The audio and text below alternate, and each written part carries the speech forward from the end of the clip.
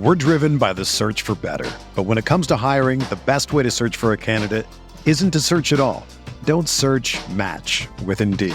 Indeed is your matching and hiring platform with over 350 million global monthly visitors, according to Indeed data, and a matching engine that helps you find quality candidates fast.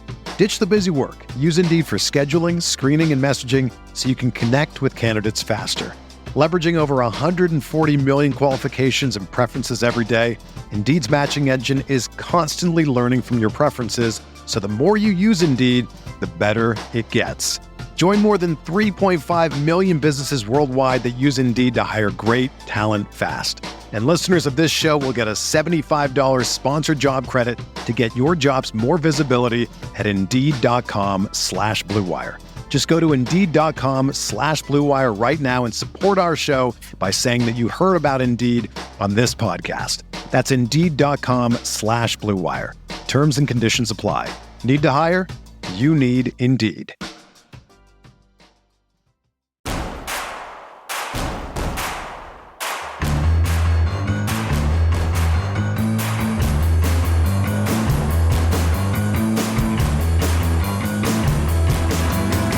From your favorite source for Chicago White Sox talk, delivering news, interviews, analysis, and more.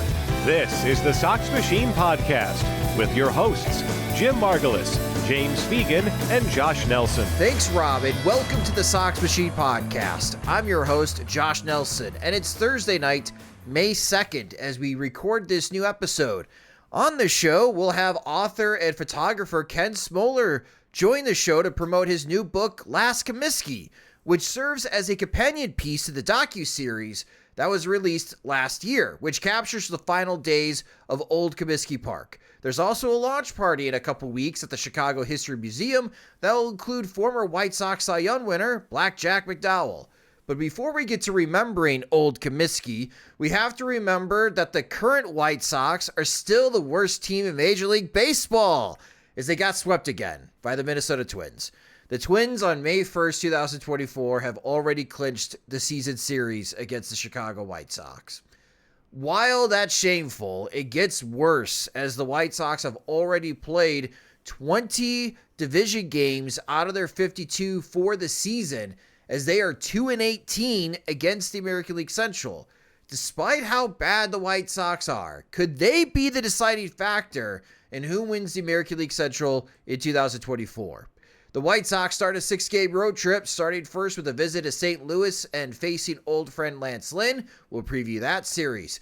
Lots to discuss, so let's get started. Joining me are Sox Machine's beat reporter James Fegan and managing editor Jim Margalus. And James and Jim, welcome. The White Sox got swept by Minnesota again, but what makes this series sweep aggravating is that the White Sox had a lead in each game, but the bullpen could not hold on.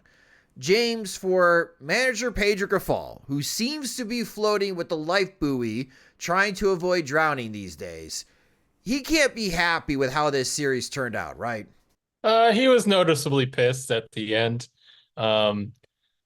He does this thing post-game where he just launches into like a recap of the game, and for the first month or so I was covering him, I thought we got to get him to stop doing this. He doesn't need to do this.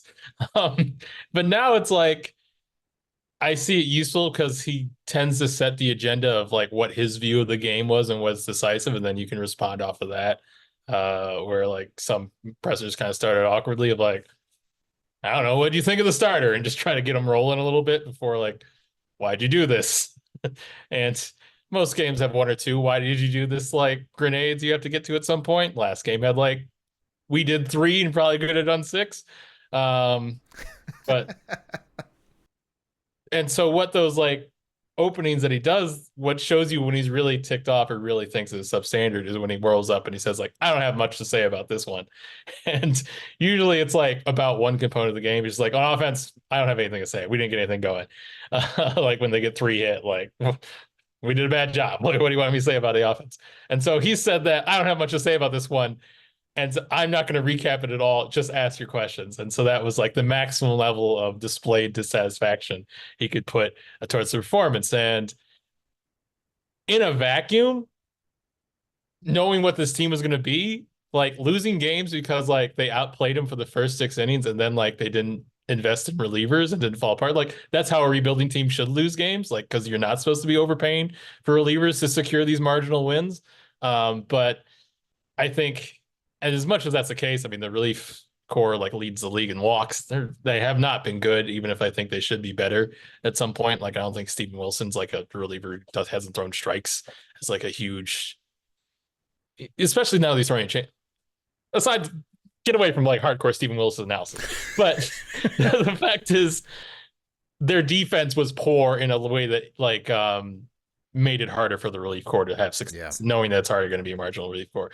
This was supposed to be like the pride of the team. To basically lose a game that turns on like a ball going through Paul DeJong's legs is very aggravating for what the archetype of the team is supposed to be. Or Friday night, where I think the headline of Jim's recap was very apropos, either Friday or Saturday. They lose a 1-run game after a lot of 1-run mistakes, where it's the bad send to Maldonado, various times where they kind of threw the wrong base, overthrew the cutoff man, or didn't like pick off Willie Castro at third. The general inability of this team to stop Willie Castro in any form is very concerning. Just because is he going to like become like a Ryan Rayburn of the Twins, where like he's not good otherwise, but just keep him around because he like posts like a 1,500 OPS against a team for 15 games a season. There was a sloppiness as it went against what the type of this team should be that I think was particularly aggravating to him. And it had him saying quotes that obviously don't reflect on like how he's introduced, if they're going to do the little things and they're going to be precise and they're going to be so prepared. For him to say like, we're losing the little things all the time, we have a terrible 1-run record, which was, created the kind of, it was like a 1-run game that they were losing. It was that type of game, but then it became like a 5-run game. So Pedro wound up quoting like a worse 1-run record than they had because he was counting this one as a game, even though they lost it by 5 runs. It shows that like they're not meeting like even his definition of like what this team was supposed to look like, or how it was supposed to like pride itself on this season. And that's why they're not just bad, but the worst team in the league right now. I guess the follow-up question to that, Jim, is then what can Pedro Grifol do other than complain to Chris Getz that the veterans that Getz brought in are not even meeting up to the expectations of the ball club? Because to James's point, a lot of these mistakes are not rookie mistakes. These are not young players making these errors or missing cutoff throws. These are your veterans on the team that continue to make these boneheaded mistakes. Yeah, Paul DeJong really had a terrible series defensively. He had the booted ball, he bucknered, and he wasn't really screened. He said he was screened, but the ball hopped 3 times after it cleared Trevor Larnach. So it wasn't like the last hop he saw and it was a tricky hop that he had to adjust. He had time to get in front of it or adjust. He just didn't get his hands down and it went through his legs. So there's that. He didn't throw to third. He threw home instead and missed a chance to get Castro at third, like James said. He committed to a tag when he didn't have the ball on a first and third situation at second, allowed a run to score. That was similar to the play where Lenyn Sosa let Bryce Harper score on a double steal. No, it was Trey Turner, and he was trying to chase Bryce Harper back. And, that's a case where, like, Sosa gets called out after the game, DeJong does not. Like, there's always a case of just, there are certain rookies where Grifol will, either name them or be very specific about the player who he's referring to making mistakes that can't happen. And when it comes to veterans, like, he just says, we'll address it. Just vaguely refers to these mistakes. So here's a case where, given nothing's working for him and given that it seems like he could be fired any week now, even if it does seem like, Reinsdorf wants to wait as long as possible to pay, shorten the time where he has to pay 2 managers, it would seem like he would have to change something. He talks about that. It's not the way he does things, but like the way he does things doesn't work. And he's never managed before in the big leagues anywhere to know like his way works. So I think it speaks to a certain stubbornness or rigidity that he's never been able to shake. And, we've seen it where when he talks about things, he gives the answer he thinks sounds the best, not necessarily the answer that's going to last the longest or be most useful 3 weeks from now. It's always a matter of like, we'll address it and then nothing ever gets addressed. Or like when he talks about the eclipse, which I think is probably like the best example of him trying to sound like real job oriented and focused, and then he just sounds either like insane or delusional, and nobody wants to be around. The funniest. It is.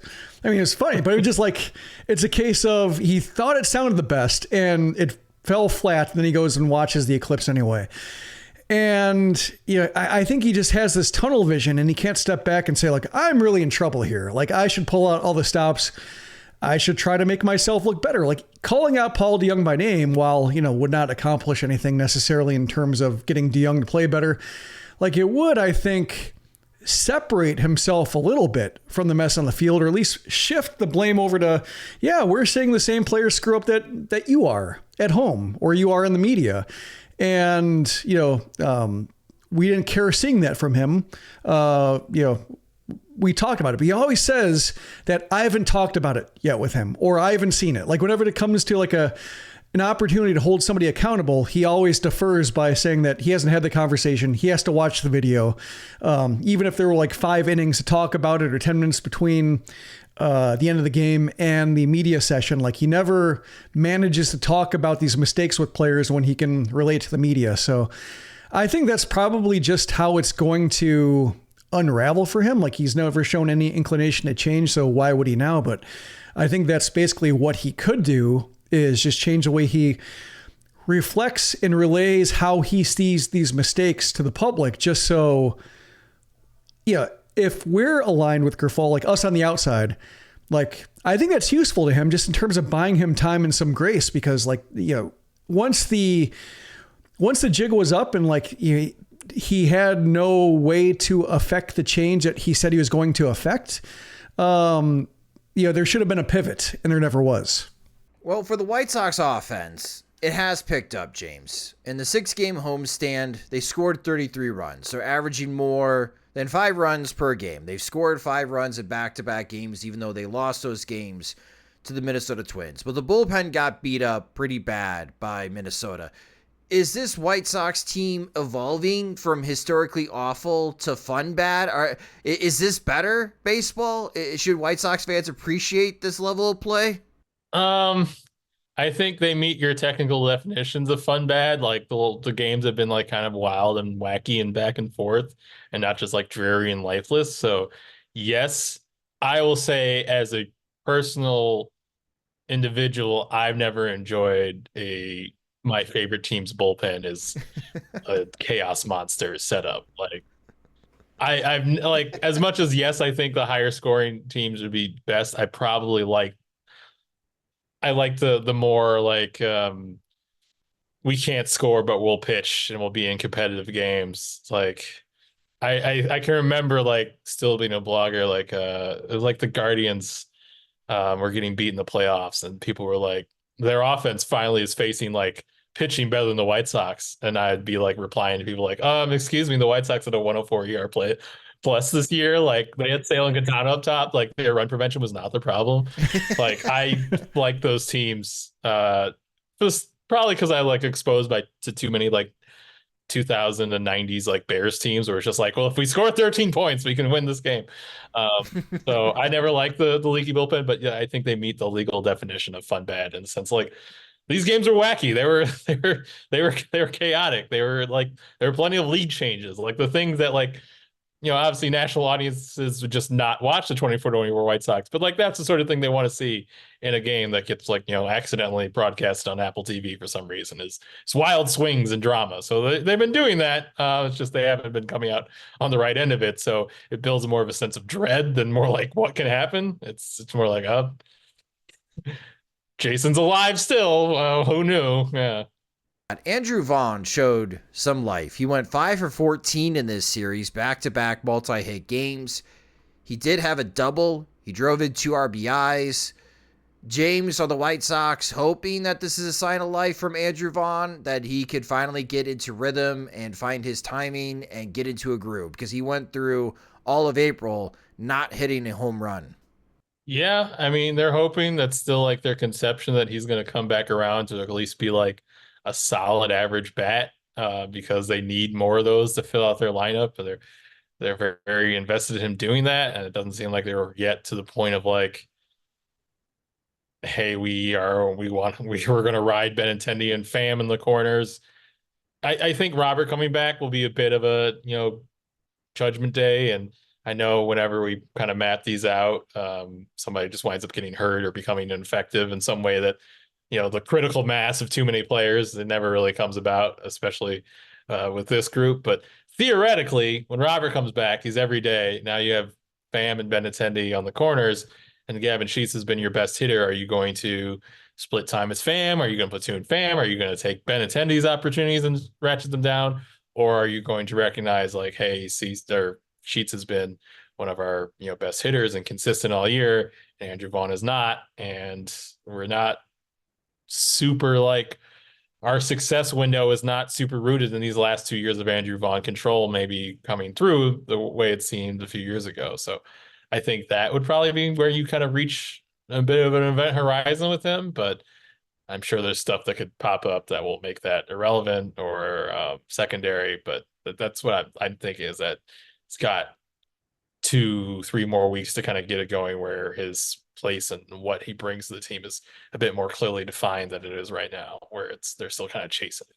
As I mentioned in the intro, the White Sox have already played 20 division games. Now, I feel awful for the optimistic Sox Machine fans that posted in the comments section before the season started that you guys were hopeful the White Sox could win 10 more games in 2024 than in 2023 because of the way the schedule started for them. With so many division games, they could get off to a decent start.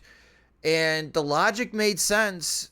It's not a very strong division, but here we are, May 2nd, and the White Sox are 2-18 against the AL Central.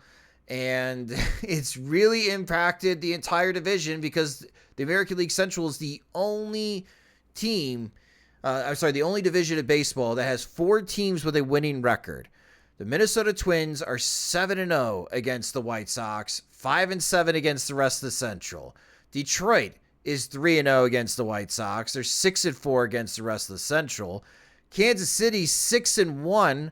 They're 2-4 against the rest of the Central. And Cleveland, their red hot start, very few division games. They've only played the White Sox 3 times. They're 2-1, and they won 2 games against the Minnesota Twins. That's it. The Guardians have only played 5 division games to start the season, and they're already 10-plus games above 500 as we record this.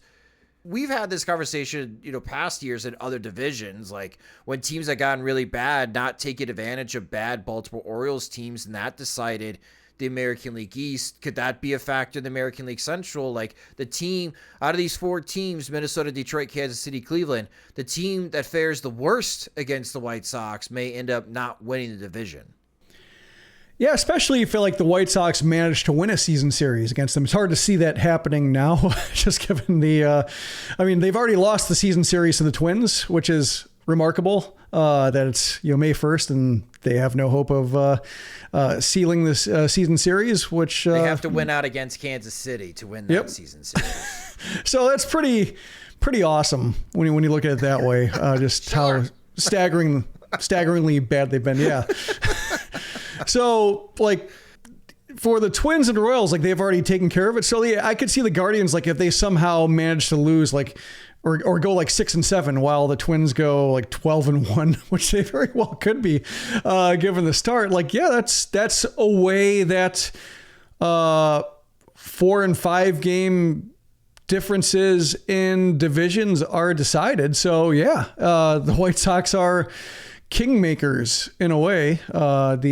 I guess that's what you would call them, but it's almost like they're kingmakers by like being the king who got killed, but not really. They just happen to be holding the crown when they're stabbed in the back. Like it doesn't really work when it comes to the idea of making kings, but yeah, somehow they'd be doing it just by getting whomped on. Well, the Guardians will be coming to Chicago after this road trip for the Chicago White Sox. So we'll see if the White Sox can win a couple more games against the Guardians and impact the American League Central, or the Guardians will just continue to win like they have to start this season, and the White Sox might be 20 games back of Cleveland in the standings in mid-May. That would be something. We'll preview the White Sox next series against the St. Louis Cardinals and speak with Ken Smoller, the author of Last Comiskey, after a quick word from our sponsors. This episode is sponsored by Game Time. Game Time is now an authorized ticket marketplace of Major League Baseball, which makes getting tickets even faster and easier. Prices on the Game Time app actually go down the closer it gets to the first pitch.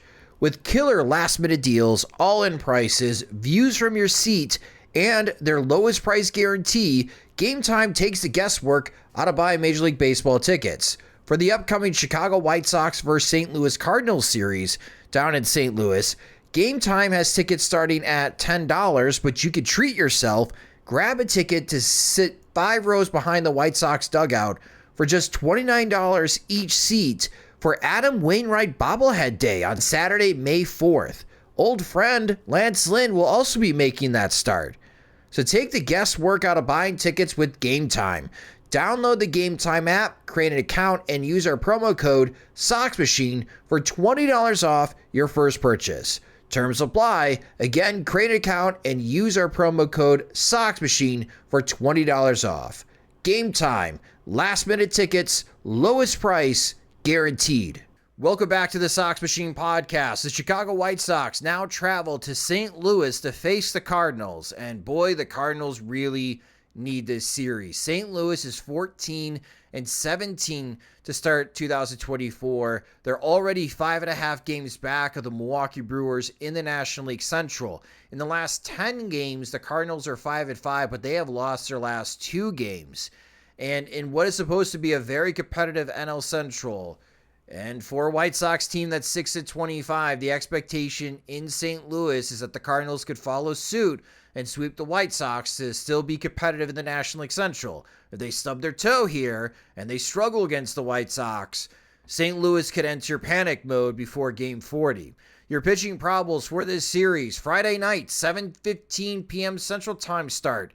It'll be Brad Keller against Sonny Gray. Sonny Gray's been very good to start the year. He's 3-1 with a 1.16 ERA. Saturday afternoon, 1:15 p.m. Central Time start.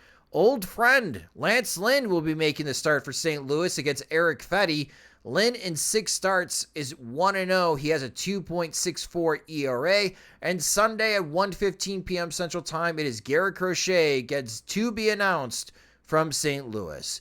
James, the first time we'll get to see Brad Keller make a start for the White Sox. He's pitched out of the bullpen for the White Sox. Not a great relief appearance from Keller. So what are the White Sox hoping for from Keller, the starter? Outs on the ground, I imagine. That's what he was good at before. He was saying he's seeing the movement on it again. Big key for Brad Keller. Coming off of last season, and he's now able to feel his arm, whereas previously when he was suffering from the throes of thoracic outlet syndrome, when he would get back, like when he'd get cock his arm, he could no longer feel the ball in his hand.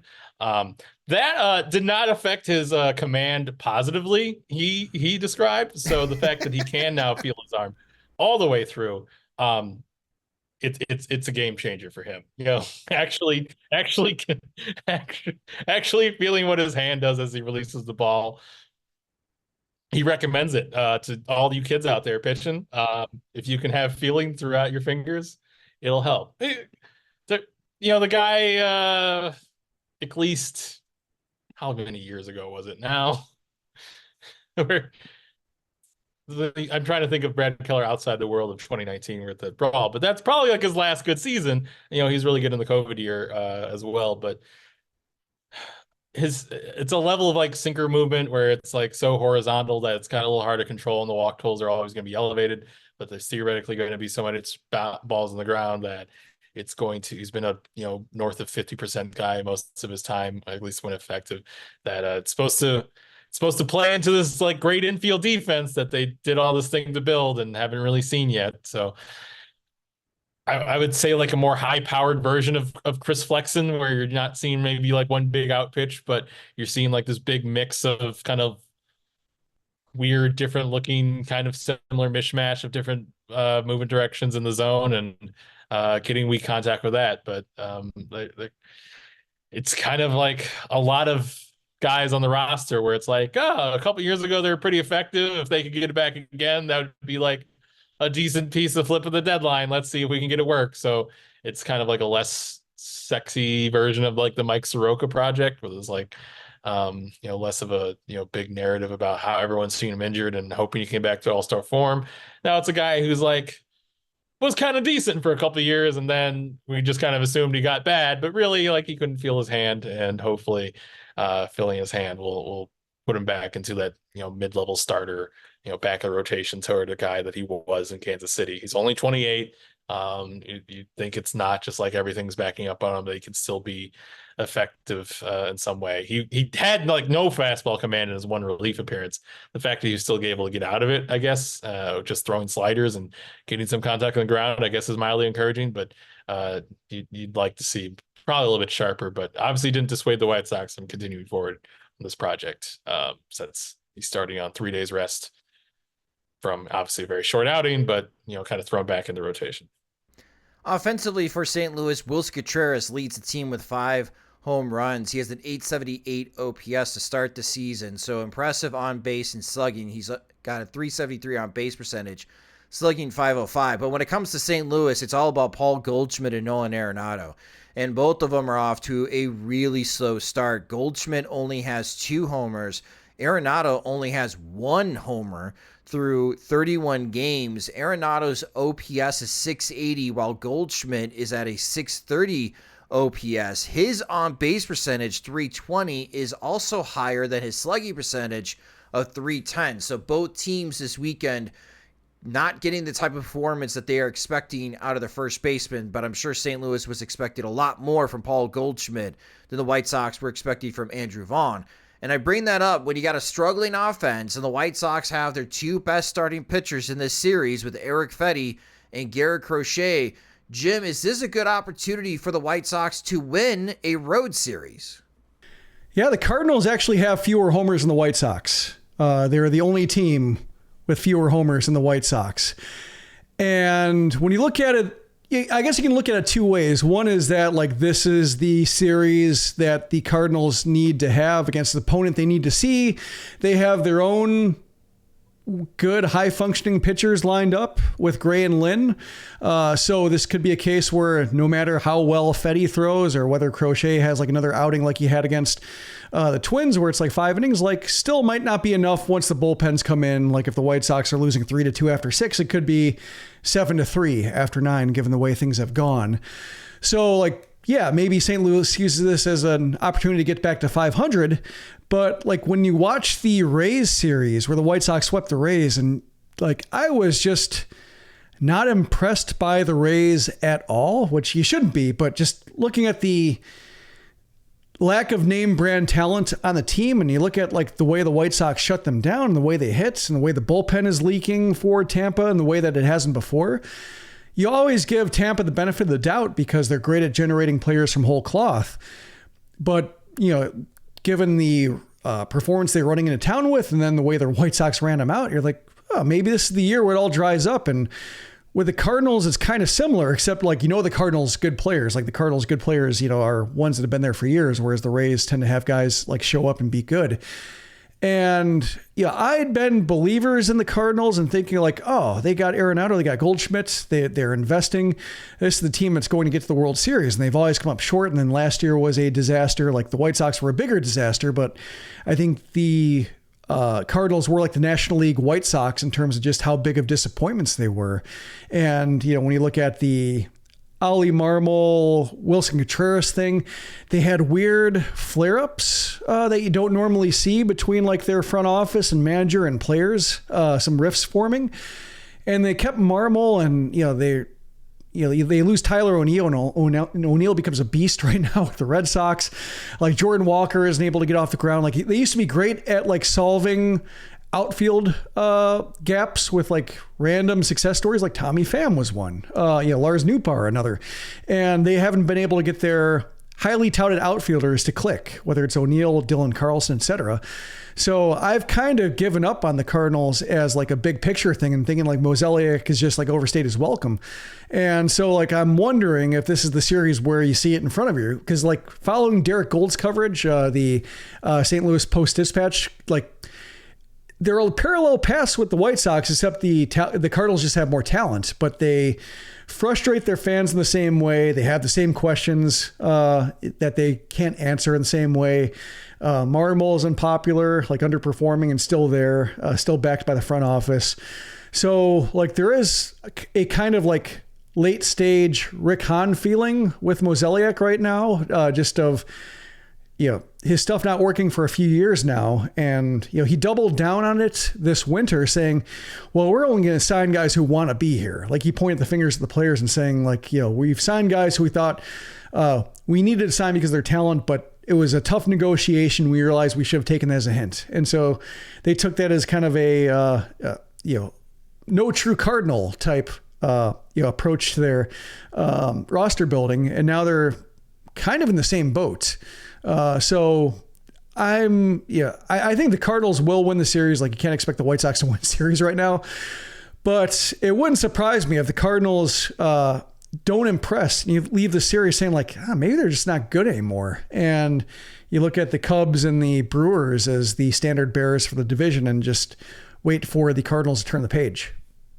Yeah, the White Sox could help out the Chicago Cubs and the Milwaukee Brewers, and I guess we could throw in Pittsburgh, or maybe not so much Pittsburgh, but Cincinnati as well. Those three teams, if the White Sox can win this series in St. Louis, suddenly the National League Central's looking more like a 3-team race than what we were thinking it could be a 5-team race, as long as the Pittsburgh could stick around and maybe one more dead cat bounce to the St. Louis Cardinals. This is a big series for the St. Louis Cardinals, so we'll see how the White Sox fare.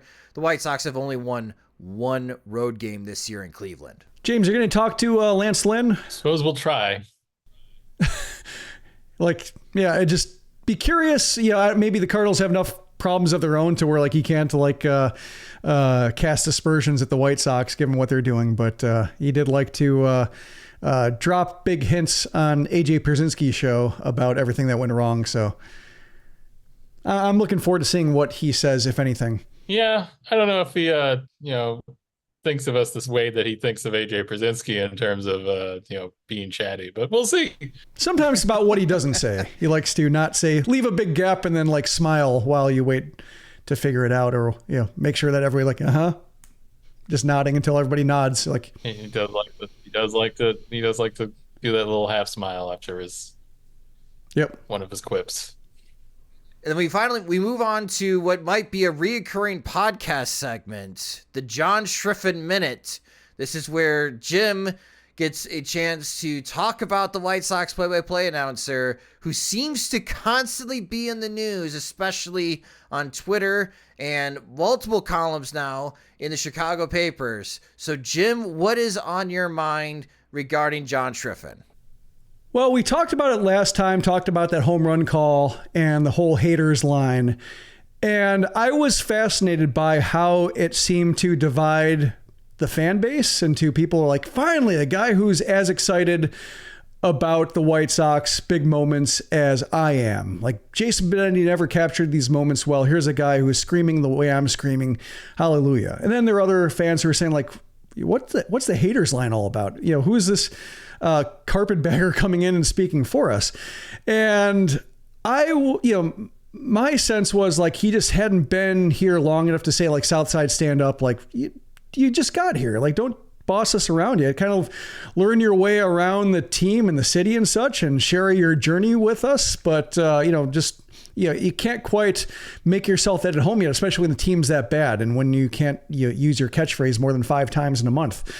But what's fascinating to me is twofold. One is that the Chicago papers and radio stations are getting a little bit short with him because he refused interviews to talk about that big call and about the reaction to that big call, like The Athletic, Sun-Times, both ESPN 1000 and The Score wanted to talk to him about that call. Like he refused all interviews except with MLB.com, Scott Merkin.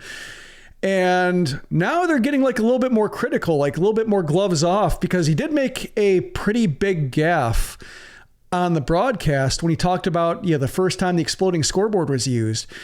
And he said Bill Veeck instead of Bill Veeck.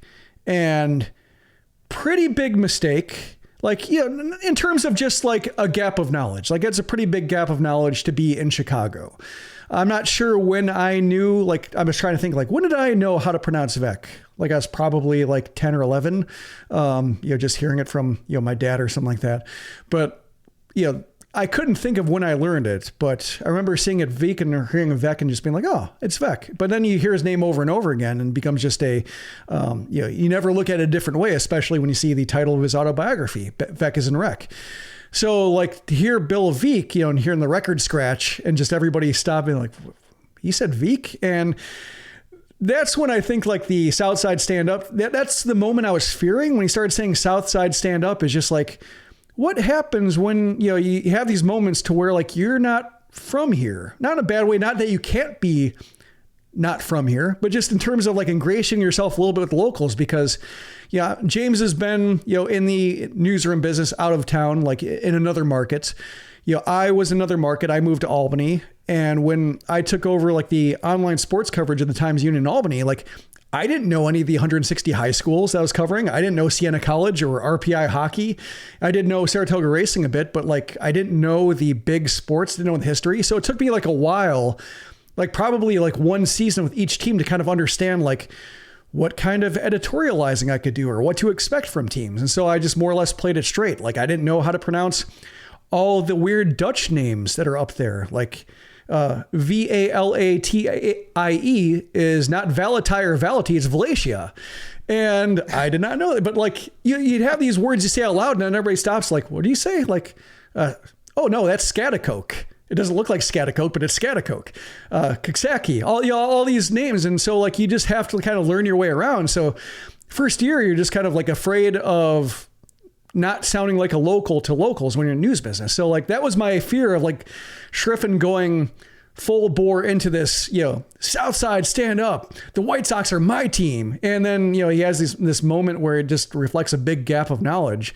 The Chicago radio stations are not letting him have it. Not letting him off the hook because he didn't do interviews. So it's getting like he did maybe, step out a little bit too far with the haters line. If he didn't step out with the haters line, he might have miscalculated with the unwillingness to kind of lean into that role and say like, I'm John Schriffen, the good time guy. We're here to party, and kind of Gus Johnson it up. And like, I think everybody would have been happy, but since he's trying to kind of play it as big moment guy, but also not one of the media guy, I think you get this impression like, oh, he's like Jerry Reinsdorf's hire, and the suspicion creeps back in. So I'm really fascinated by this dynamic. And it made me wonder, like with Jason Benetti, like he did seem very available for interviews, for radio hits, for hosting. Like he hosted the Sabre seminar, like he, when it comes to podcasts, et cetera, like he put himself out there. And so I wonder if that's the difference too, is like Benetti was one of the media and Schriffen is not. Maybe James can, have some insight in terms of like, because he did talk about how Schriffen is working the clubhouse, but like, is Schriffen one of the media yet, or is he still a little bit standoffish in terms of his connection compared to Benetti's? It's definitely not the same reach at this point. I mean, I can't really remember or speak to like early Benetti, because I think early Benetti started before I was on the beat. But yeah, I would say hello to him when I see him.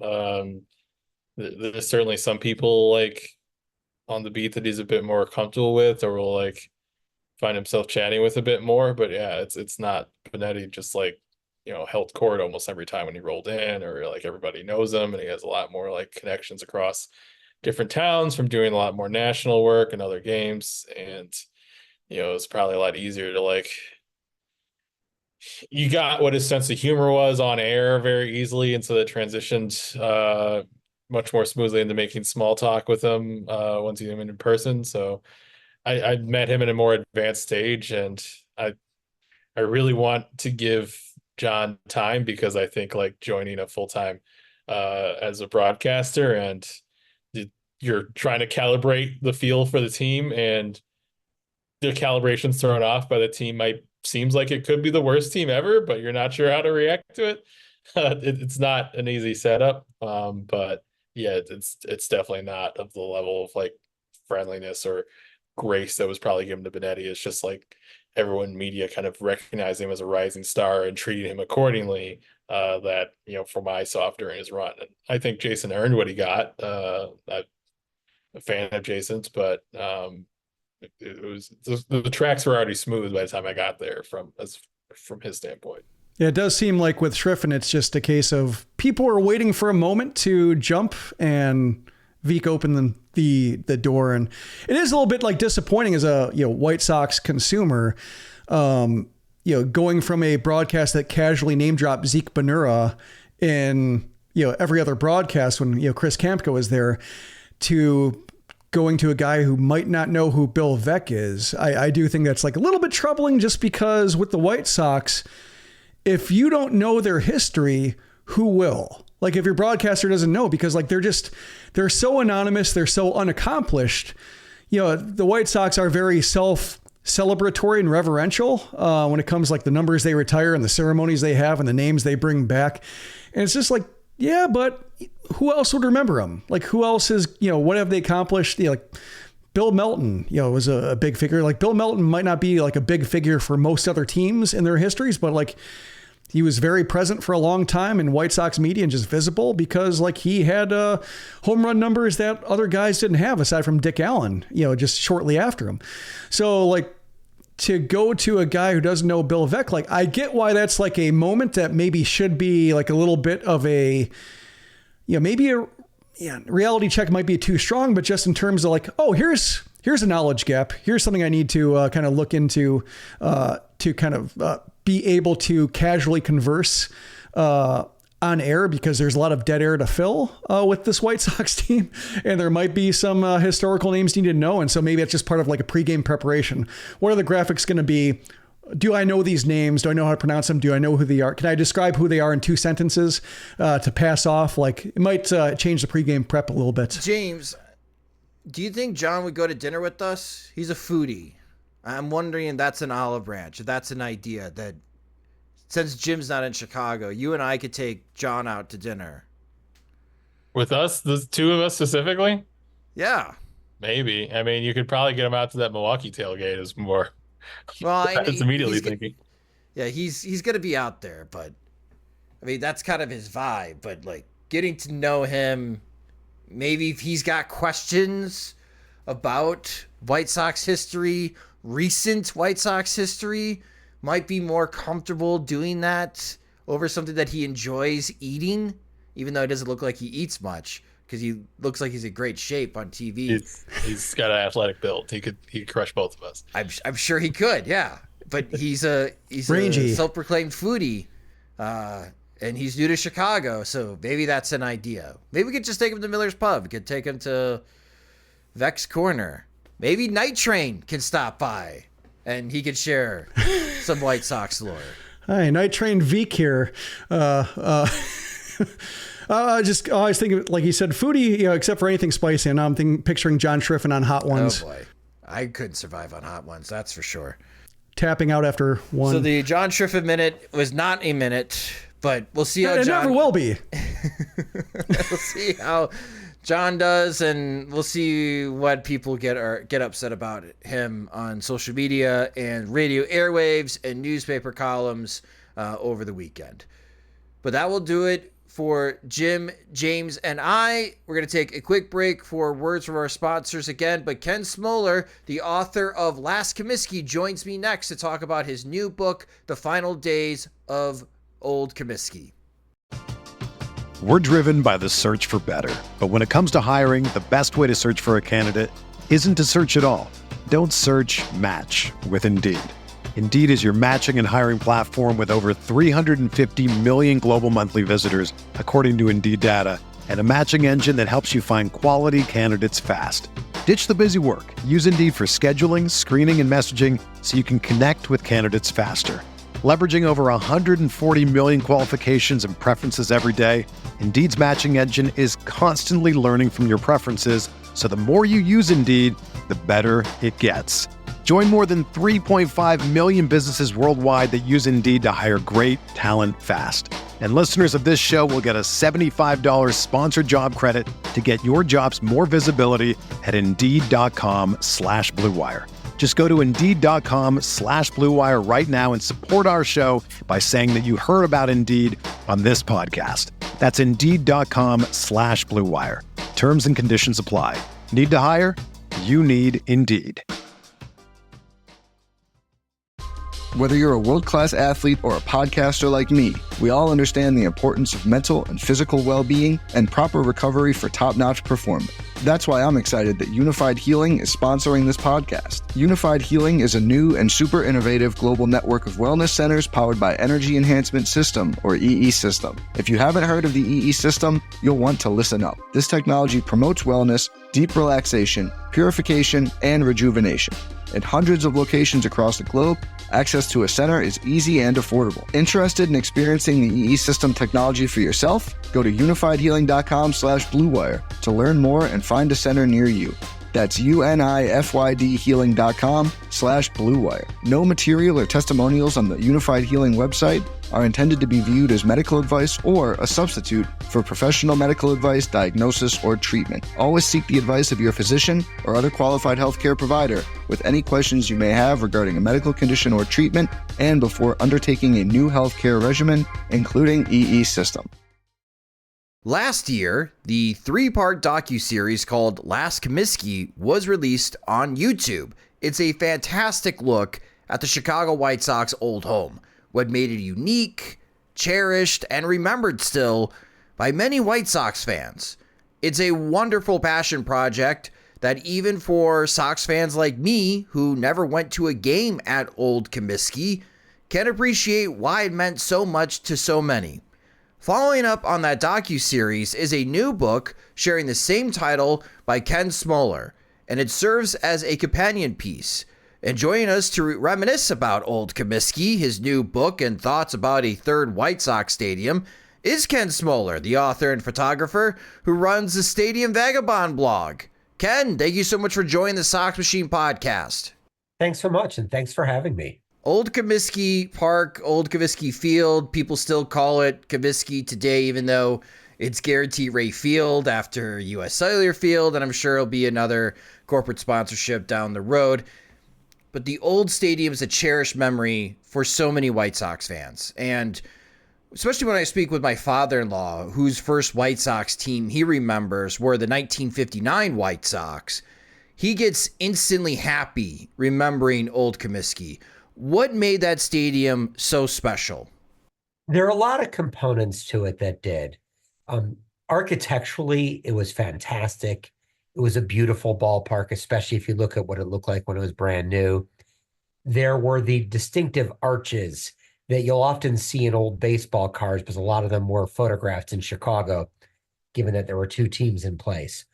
And that was part of it. You could see into the ballpark from the neighborhood, and you could see out to the neighborhood from the ballpark. And that made it a real distinctive, unique place. But more than anything else, I think it was a feel. It hit you on all senses. It was a much louder park than anything that you see today. The way that the twin decks encircled the field, it trapped the noise. You'd walk in and you'd smell the onions, you'd smell the hot dogs, the fresh popcorn that Bill Veeck always wanted to be there.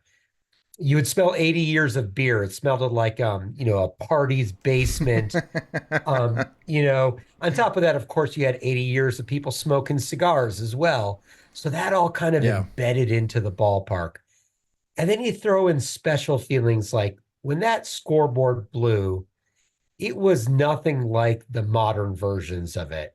It really took over the park. You felt it. You felt it rock. You could smell that sulfur that you would kind of linger for a few innings after that because of the way that the circulation works. Excuse me. It had that special feeling with Nancy Faust's organ, echoing off of those old walls. All that together made it feel like a real special place, like you're going to the theater almost in a way. and not just a baseball game. Now, you are originally from Chicagoland. What was your first memory of Comiskey? Yeah. My dad took me in 1977 when I was about 6 years old. I grew up in the northwest suburbs in Arlington Heights, and I was absolutely a lone island in that area. I was all Cub fans. Other than my dad, who was just intense as can be about the Sox. And so he took me, and I remember every time he took me, we'd get off the Dan Ryan and we'd pull into the parking lot that was over the right field wall. And he'd always point to the same parking guy. That guy was there when Grandpa took me. And I don't know how my dad, who grew up in West Rogers Park, became a Sox fan, or why my Ukrainian grandfather took him there. But that was their team. And my uncle was a Sox fan until they traded Minnie Minoso, and then he jumped ship and went to be a Cubs fan. But those were my memories. And I always, I cared more about in those days, before I really understood wins and losses, about there being a home run. I needed to see that scoreboard go. I needed to hear everyone sing na na na na, hey, hey, goodbye. And those feelings were the ones that just stuck with me and made me a Sox fan for life. So what was your favorite memory at the old stadium? Did you see any special milestones or games? I got to see a lot of great ones. I always begged my dad to take me to opening day, which seemed to always be a loss. But you had that pageantry of seeing all the teams line up and someone special throw out the first pitch. The one that sticks in my mind is when Mike Ditka threw out the first pitch right after the 86 Super Bowl for 86 opening day after the great 85 Bears season. That one, but really what sticks out most of all is that last weekend. So many memories, so much emotion. The last night game on September 29th was raucous. They won the game. It was wild. It was more of an adult crowd. People were drinking and partying, followed by the best fireworks show I ever saw in any White Sox game. And they always had great fireworks shows in those days, still do. They had fireworks come out of the light standards in the outfield, the 4 light standards, coming out of the light standards to the tune of The Natural, coming back to that climactic scene at the end of the movie. And then the next day being just melancholy and sad and watching the team win, but it just felt surreal, like it was all over. Yeah, what was that transition like for going to Old Comiskey to New Comiskey the following season? Because this might be a feeling some White Sox fans may have in the near future if Jerry Reinsdorf gets his way. I sure hope so. We can get to that in a little bit. It felt weird because we all missed Old Comiskey, and at the time we didn't know what was to come with the new ballparks in Camden Yard. New Comiskey was based on Royal Stadium at the time. That was the gold standard for baseball-only ballparks, and Jerry Reinsdorf loved it. And so we kind of saw that New Comiskey was going to be a replica of that. There was excitement. More than anything else, there was excitement about the team. We had Frank Thomas, Jack McDowell, Alex Fernandez, Robin Ventura, all coming up. Young Sammy Sosa, skinny triples hitter, face filled with acne. We were so excited about that team and thought, okay, well, the last ballpark didn't bring us any championships since World War I. Maybe this one will. I think when we first got to the new park and saw it, and I vended for those 3 years at New Comiskey, 91, 2, and 3. And that upper deck, it was just devastating. You knew that we were stuck with that upper deck for a generation. We were so far from the field. The sound was never the same. Even on the best of days, like the World Series year, it just never was the same. So there was a little bit of disappointment. I think there was a deflating feel. You looked out from the upper deck and saw the Robert Taylor homes, which are now gone and replaced with a little bit more of a progressive kind of housing. But it was an ugly backdrop. We were turned away from the beautiful Chicago skyline. And then Camden opens a year later, followed by, in some order, Comerica, Coors Field, Turner Field, etc. And we felt like we got the raw end of the deal at that point. Well, the docuseries on YouTube contains numerous images and videos for fans who took them during that final season in 1990. You played a big part of that, Ken. Walk us through your process capturing old Comiskey in its final moments. Yeah. I was a 19-year-old college photographer at the University of Michigan then. And I worked every summer at home back in Chicago. And I took off about 4 days from work that summer, went alone with my Minolta Maxim camera. And I took photographs all throughout the park, but more so around the park, around the perimeter, every facade, the ticket window, the parking lot, the gates, the concourses, and all the little nooks and crannies of the park, not to mention things like Turn Back the Clock Day and Michael Jordan taking batting practice in July or August of that year. And of course, the final weekend. And for me, I felt like I figured someone else was taking these photos, but I wanted to make sure I had them for myself. I thought, oh, someday this could turn into a book. I didn't really know where my career was going to go at the time. And when Matt Flesch put out a request for photos and videos and stories, I was pretty excited to share it with Sox fans because I felt like there were all these negatives from old 35 millimeter film just gathering dust in my storage area. And it was nice to share those with the fans in the documentary. And once it came out, it got great reviews, was well received, made a lot of old Sox fans' spines tingle a little bit. And I convinced Matt, who just did an amazing job with the documentary, that it would be nice to have a companion piece with a book and maybe hit some of the stuff that was missed in the doc, like Turn Back the Clock Day or Michael Jordan, and also a little bit talking about the new park and how they tied together. And we decided this at the SABR conference last July, and it all came together in the fall and really turned out great. It's got over 400 photos. Wow. That I took from that era. It has the players, the park. I also tried to put it in context of other parks as well. And then we got really lucky, and Ozzie Guillen gave us an extended interview that turned into the foreword for the book. And it really just ties it all together. If you think about Ozzie as being the bridge from the old to the new, he was a player for 5 years at the old park and a number of years at the new park, I think 7 or 8 in total. And then, of course, he's our World Series manager.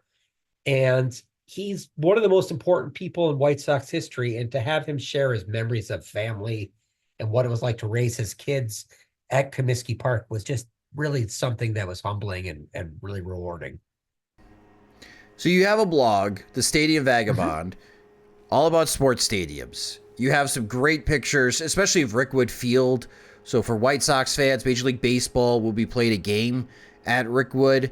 The Birmingham Barons will also be playing a game there. They usually do every year, but it'll be before Major League Baseball has their game later this summer. I highly recommend checking out those photos because those are terrific photos of Rickwood. As someone who has visited many stadiums, I feel the newer versions are missing a certain mark where they are not as embraced as the older stadiums. Why do you think that is? Yeah.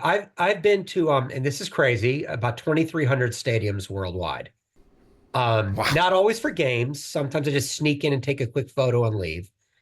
But the newer parks, in particular in the United States, have a much bigger footprint. The upper deck is pushed up and back because of the construction techniques. We don't have posts anymore blocking our views, but instead those beams support the upper decks and push it further back and higher up. Then you throw in 1 to 2 to 3 layers of luxury suites, club seats, restaurants, etc. And you don't have that intimacy. Some of them you do. PNC Park is the example. And for me, one thing that's really great about that is the upper deck is cantilevered over the lower deck some bits, and you get closer to the field and you get a feeling like you're part of the action. I'm sure most Sox fans of a certain age know that the front row of the upper deck of New Comiskey is further back than the last row of Old Comiskey. Well, that changes the dynamic. You're not getting the noise. You're not into the game. You couple that with our cell phones, and I am the biggest villain of this. You look at your phone, you check out a score, you take a photo, you see who texted you. You're not watching every pitch. You don't know every at bat the same way you used to. And that corporatization of ballparks just changes the feeling. Listen, it was always about making money. We know that, going back to the Black Sox days. The reason they made ballparks was to get ticket-paying fans to pay money for the product that they're putting together. But it's just not the same feel. I invite fans to actually make sure they get down to Rickwood. When I go to Rickwood, I've been there twice now. It's like going back in time. It opened a month after Comiskey in August of 2010, and you feel like what you felt like when you would go through the old ballpark. The concourse is similar, the color scheme is similar, and it is a real special place. Throughout the United States, in particular in the South and Appalachia, there are a lot of old ballparks that still exist that were built either as Works Progress Association projects or kind of modernization from the early parts of the 20th century. And those are great visits. A lot of them are still in use. Engel Stadium in Chattanooga is another one. Bosse Field down in Evansville, Indiana is another one. They bring you back to those days that you just don't get in the modern corporate parks. So Jerry Reinsdorf currently is trying very hard to move the White Sox out of Bridgeport because, in his opinion, he doesn't think the neighborhood could support an MLB franchise at a financial level to compete with the top spending teams, and there's all this empty land in the South Loop of Chicago. If he gets his way, that's 125 plus years of history left behind for moving to Chicago South Loop. Do you think Jerry is making a mistake going with this pursuit of a third stadium? No, I actually think it's the smartest stadium move that I've heard out of the team since I was old enough to understand it. And let me explain why. The corner of 35th and Shields has not been a successful corner for our team. We've had two championships, and then you throw a third one in at 39th and Wentworth. So as much as they're part of Bridgeport, I get that, and I appreciate that. The superstitious side of me says, let's go a few miles north and see if it's different. It's still on the south. It's still on the south side. That's still there. It's still that tradition. And then I go to the fact that the initial designs, and of course the final designs won't be exactly like that. I think it harkens back to Old Comiskey in certain ways. It has a smaller footprint. It brings that upper deck a little bit closer. I would love to see, and I've seen some fan designs, an upper deck in right field so that you'd go back to having upper deck home runs, which is always such a measure of excitement. Home runs were great, but an upper deck home run, those were special. A rooftop, even rarer. And obviously you'll have the draw-dropping skyline view in left field with Sears Tower and the skyline, one of the best skylines in the world. I invite fans to go take a look at Les Granderson Field over at UIC. That has a comparable skyline, and man, it makes you wonder what it would be like. Pittsburgh, they got an okay skyline, but PNC Park skyline would pale in comparison to this one. Right. Then I go to my day job. I'm a real estate lawyer, and the reason why I think this makes sense is you've got a real estate developer and related behind this project. And it's not just a ballpark, it's a whole neighborhood. The notion of being able to take a riverboat, a river taxi to a Sox game from hotels or working or offices in the Loop, I think that sounds fantastic. The notion of having the L right there is great. The idea of having it be part of an entire ballpark. I think one thing we have to work out is that there's still a tailgating element. That's part of White Sox, the experience. But I also think we got to get back to having, McCuddy's part two, having bars that we can walk to after and before games. there are a lot of things not to like about the North Side and what's going on in Wrigleyville, but I've always been a little jealous of the fact that they've got this experience where they can go do all these things before and after games. I think it would be great for the team and would really change the face of the franchise. And we've had a lot of problems with winning over the last 8 to 9, 10 decades. Maybe this will be different. Maybe this will entice, when they get a new owner, at some point it's going to happen in the next 10, 15 years. Maybe there will be a whole different change in vibe for the team where we'll blend the old, but have a new South Side and a new experience. Count me in favor of it. Don't know how it's going to get paid for. Let's figure that out later. That's the big part on how they will pay for it. You can pre-order the book, Last Comiskey, from Eckhart's Press. I've included the link on the podcast post for this particular show. And on Thursday, May 16th, Ken, you guys are having a book launch at the Chicago History Museum. Former White Sox players, Blackjack McDowell, Don Paul, Rod Kittle will be there. What else is going to be happening at the book launch? Yeah, we're going to have an abbreviated version of the documentary for folks who haven't seen it yet.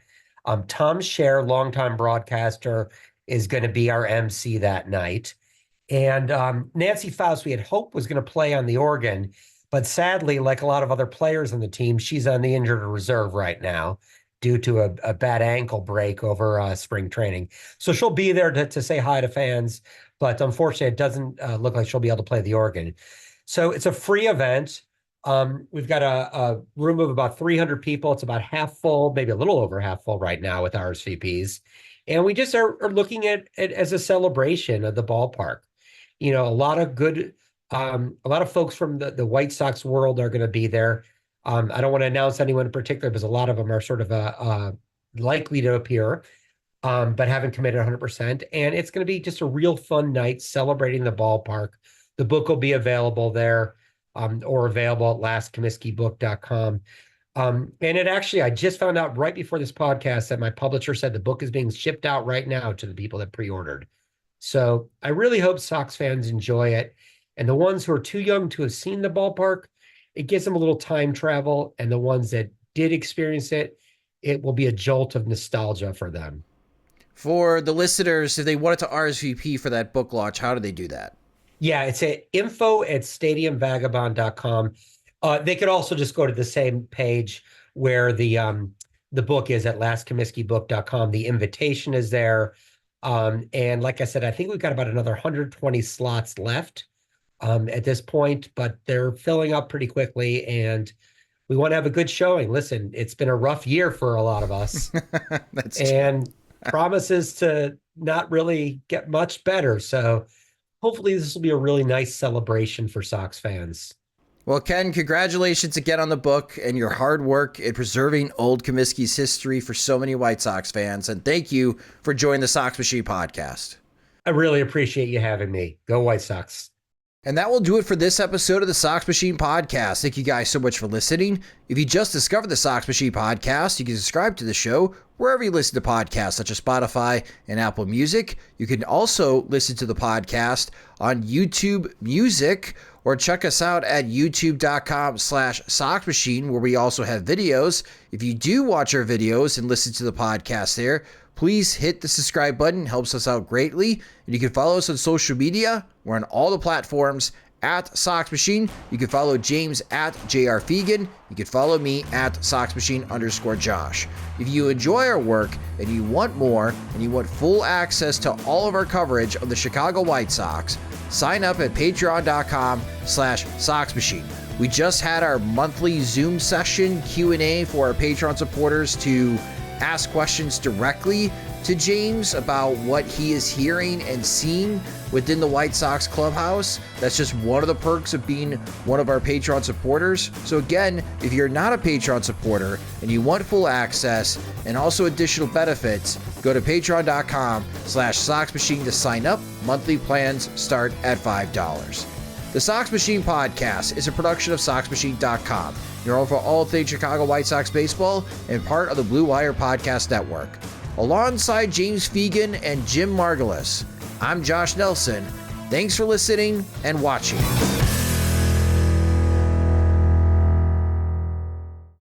Without the ones like you, who work tirelessly to keep things running, everything would suddenly stop. Hospitals, factories, schools, and power plants, they all depend on you. No matter the weather, emergency, or time of day, you're the ones who get it done. At Grainger, we're here for you with professional-grade industrial supplies. Count on real-time product availability and fast delivery. Call, click Grainger.com, or just stop by. Grainger, for the ones who get it done.